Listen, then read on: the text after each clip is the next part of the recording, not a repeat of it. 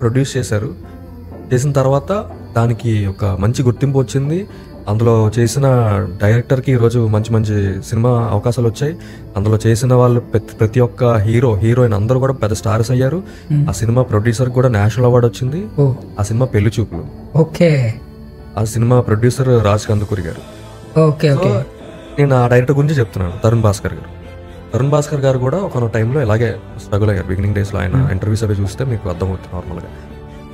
ఆయన ఇప్పుడు మేబీ అదే అంటాను కదా, ఇప్పుడు ఒక 100లో 99 మంది ప్రొడ్యూసర్స్ నమ్మకపోవచ్చు కథని, బట్ 100లో కనీసం ఒక్కరు నమ్మే వాళ్ళు ఉంటారు కదా.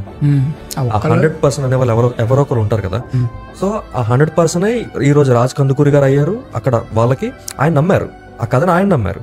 ఆయన నమ్మకపోతే ఈ రోజు పెళ్లి చూపులు అనేది ఒక మంచి కథ వచ్చేది కాదు, ఇంత ఫేమస్ పాపులర్ అయ్యేది కాదు. ఈ రోజు యాక్టర్ గా ఫస్ట్ టైం మనకి కనిపించిన విజయ్ దేవరకొండ ఈ రోజు చాలా పెద్ద స్టార్ అయ్యారు ఆయన.